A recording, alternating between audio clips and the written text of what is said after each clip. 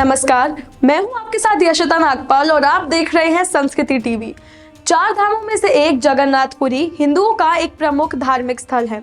यहां हर साल भारी संख्या में श्रद्धालु इस मंदिर के दर्शन करने के लिए दूर दूर से आते हैं।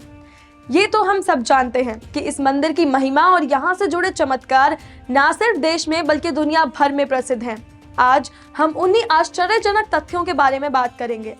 पौराणिक कथा के अनुसार अगर हम बात करें तो ऐसा माना जाता है कि गरुड़ पक्षी भगवान जगन्नाथ मंदिर की देखरेख करता है। गरुड़ पक्षी को पक्षियों का राजा भी कहा जाता है। अब जब स्वयं पक्षियों का राजा इस मंदिर की देखरेख करता है तो बाकी पक्षी इसके ऊपर से कैसे जा सकते हैं। इसीलिए आज तक कभी भी किसी अन्य पक्षी को मंदिर के ऊपर से उड़ते हुए नहीं देखा गया। यही कारण है कि मंदिर के ऊपर से ना ही तो कोई पक्षी और ना ही कोई हवाई जहाज भी उड़ता हुआ देखा गया है।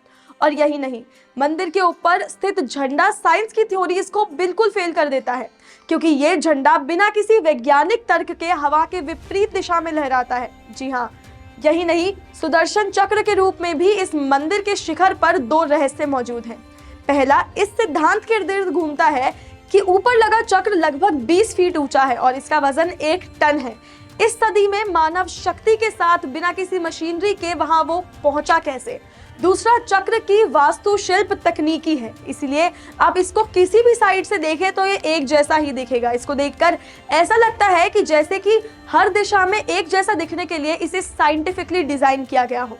मंदिर के 4 द्वार है, जिसमें से सिंह द्वार मुख्य द्वार है। जब आप इस दरवाजे से प्रवेश करेंगे तो आपको लहरों की आवाजें स्पष्ट रूप से सुनाई देंगी, लेकिन जैसे ही आप सिंह द्वार के अंदर प्रवेश करेंगे मंदिर में आवाजें आनी बंद हो जाएंगी। लेकिन वहीं अगर आप मंदिर के बाहर आएंगे तब आपको फिर से लहरों की शोर सुनाई देने लगेगा। ऐसा माना जाता है कि ये 2 प्रभुओं की बहन सुभद्रा माई की इच्छा थी कि उन्हें मंदिर के भीतर शांति की कामना है, जिसे भगवान द्वारा विधिवत रूप से पूरा किया गया। हिंदू पौराणिक कथाओं में भोजन को बर्बाद करना एक बुरा संकेत माना गया है और मंदिर भी उसी चीज का अनुसरण करता है। मंदिर में आने वाले लोगों की कुल संख्या प्रतिदिन 2000 से लेकर 2 लाख के बीच में होती है। चमत्कार तो ये है कि प्रतिदिन तैयार होने वाला प्रसाद कभी भी व्यर्थ नहीं जाता, यहाँ तक कि एक टुकड़ा भी नहीं।